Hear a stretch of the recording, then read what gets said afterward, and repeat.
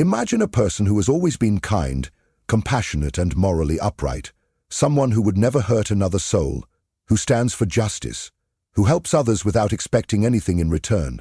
Now, imagine that same person over time, becoming unrecognizable, capable of cruelty, deception, even destruction. What causes this transformation? How does someone go from being good to being a monster? Today we will uncover the psychological and philosophical forces that shape human nature, revealing the hidden mechanisms that push good people toward darkness. And the final revelation will be the most powerful of all. It will change the way you see human nature forever. This is not just a theoretical discussion. Understanding this transformation is crucial because it affects all of us.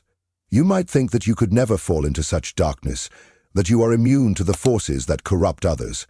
But history and science tell a different story. The terrifying truth is that under the right conditions, anyone, no matter how kind, how just, how morally strong, can descend into something they once despised. Psychologist Philip Zimbardo, the man behind the infamous Stanford prison experiment, revealed how ordinary people, placed in certain circumstances, can commit acts of cruelty they never imagined. His research, along with studies from figures like Stanley Milgram, show that our sense of morality is far more fragile than we think. The shocking part? Most people never realize they are changing until it is too late. But what are the forces that drive this change? What unseen influences slowly wear down the goodness in a person, replacing it with something darker? That is exactly what we are going to uncover.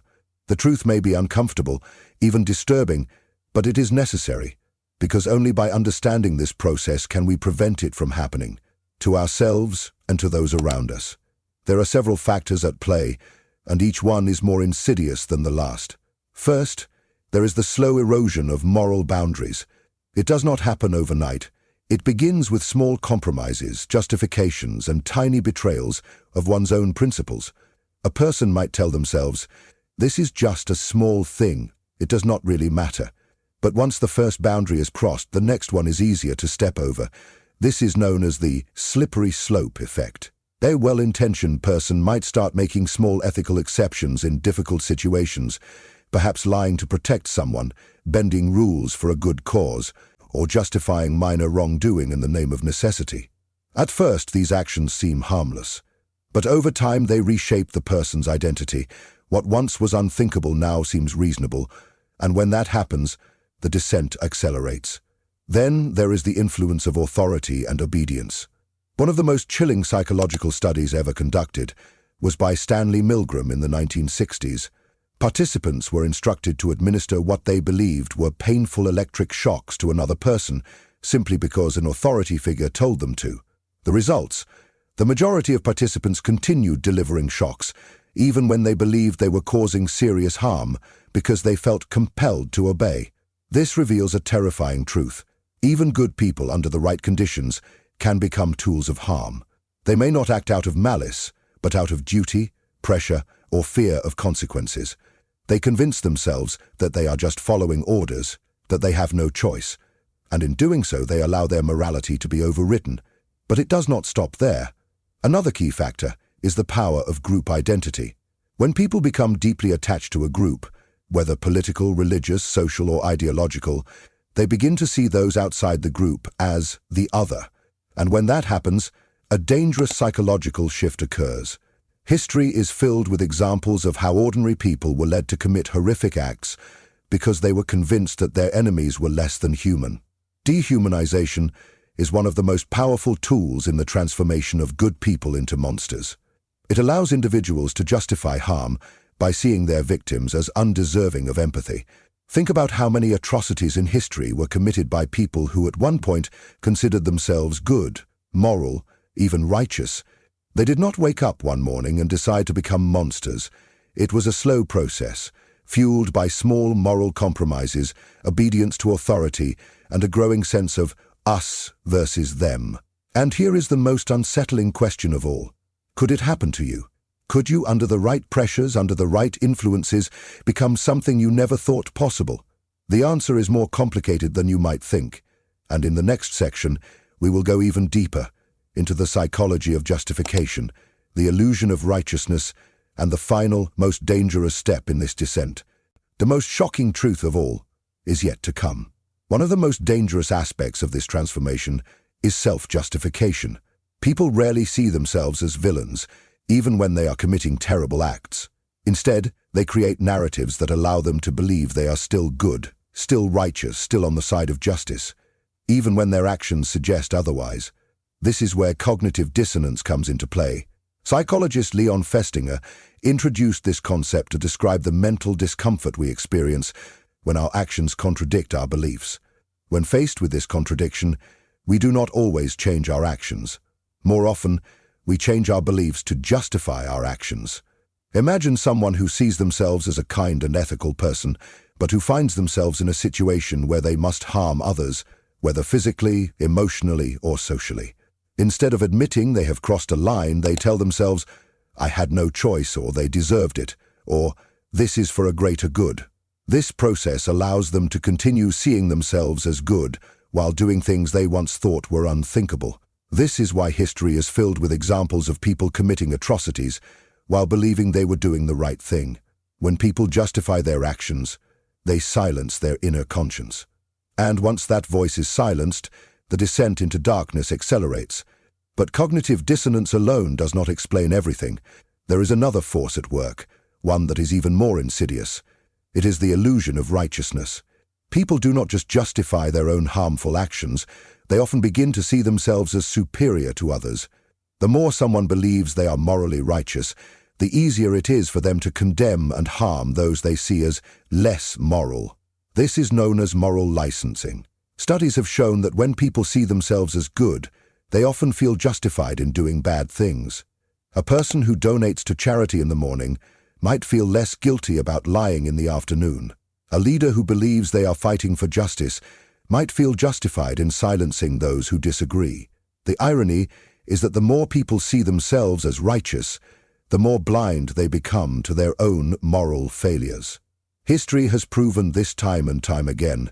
Some of the greatest horrors were committed not by people who saw themselves as evil, but by those who believed they were on the right side of history. And this brings us to one of the most dangerous steps in the transformation of good people into monsters: dehumanization. When people begin to see others as enemies, as obstacles, as less than human, their moral restraints collapse. This is how individuals justify cruelty, oppression, and even violence. This is why soldiers in war are trained to see the enemy not as people, but as threats. It is why political and ideological conflicts so often turn vicious, because both sides begin to see each other not as fellow humans, but as something less. The moment someone stops seeing another person as fully human, they free themselves from the guilt of harming them. This is why throughout history, propaganda has been used to paint enemies as evil, corrupt, or subhuman. Because once that mental shift happens, morality no longer applies. But here is the terrifying part. This process does not just happen on a large scale, in wars or political movements. It happens in everyday life. It happens in workplaces, when people justify cruelty toward colleagues they dislike. It happens in relationships, when partners convince themselves that their actions are justified because the other person deserves it. It happens online, when people attack strangers with words they would never use in real life, because they do not see them as real people. And it can happen to any of us. No one is immune. So now we must ask ourselves the most difficult question of all. If good people can turn into monsters, how can we stop it from happening? The answer is not simple. But in the next part, we will uncover the hidden safeguards, the psychological defenses that can prevent this descent. Because while darkness is always present, so is the light. If good people can turn into monsters, then understanding how to prevent this transformation is one of the most crucial lessons we can learn. Because while darkness is always present, so is the light. And the difference between the two often comes down to awareness, self-reflection, and the strength to resist the forces that seek to corrupt us. The first and most powerful defense is self-awareness. Many people believe they are immune to corruption simply because they see themselves as good. But as we have seen, morality is fragile, and good intentions are not enough to prevent someone from falling into darkness.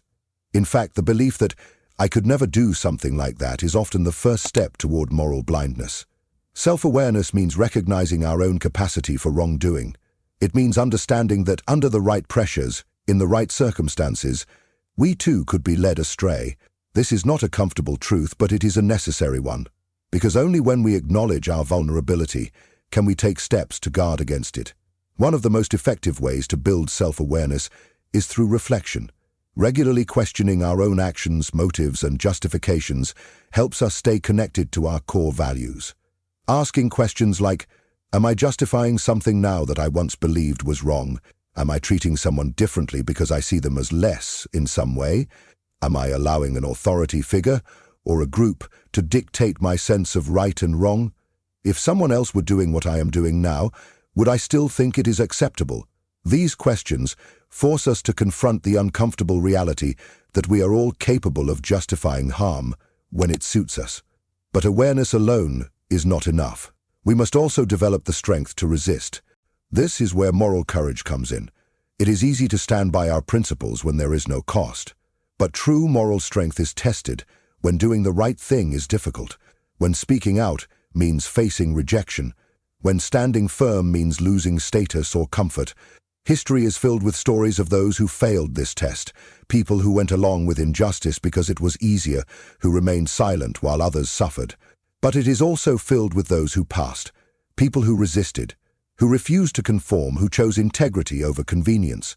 Psychologists have studied what makes certain individuals stand against corruption while others fall into it.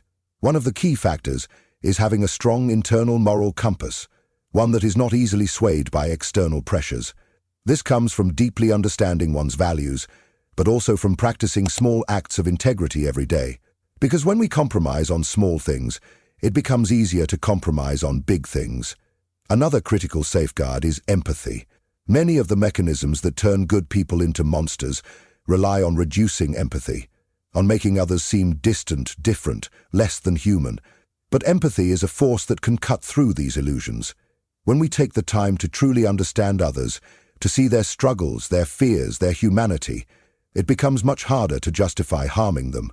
Studies have shown that even brief moments of connection, hearing someone's story, learning about their experiences, can dramatically reduce prejudice and hostility. But perhaps the most important lesson of all is this: corruption is rarely a single event. It is almost always a slow process, built on small choices, minor compromises, and gradual shifts in thinking. And this means that stopping it is also a process, one that requires constant vigilance, self-reflection, and the courage to act when it matters most. In the final part, we will reveal the ultimate truth, the deepest reason why good people can become monsters. This is the final, most dangerous force at play, and once you understand it, you will never see human nature the same way again. There is one final, terrifying truth that explains why good people turn into monsters. It is the force that underlies every transformation we have discussed. The slow erosion of morality, the justification of wrongdoing, the power of obedience, the illusion of righteousness, and the loss of empathy. It is the power of the environment.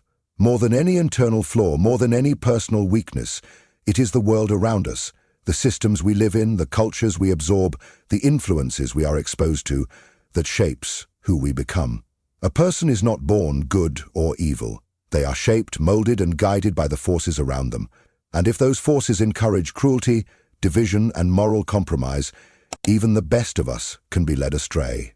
Psychologist Philip Zimbardo, in his research on human behavior, introduced the idea of the Lucifer effect. He showed that under certain conditions, ordinary people can be led to commit extraordinary evil, not because they are inherently bad, but because they are placed in an environment that slowly warps their sense of right and wrong. Think about the many ways this happens in daily life.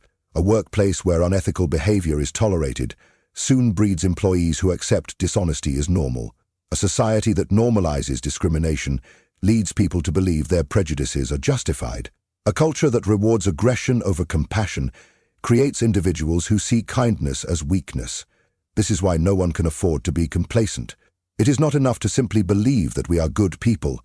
We must actively shape the environment we are in. We must surround ourselves with people who encourage integrity, who challenge us to be better, who hold us accountable when we stray from our values. Because just as the wrong environment can corrupt, the right one can strengthen. But here is the most unsettling question of all.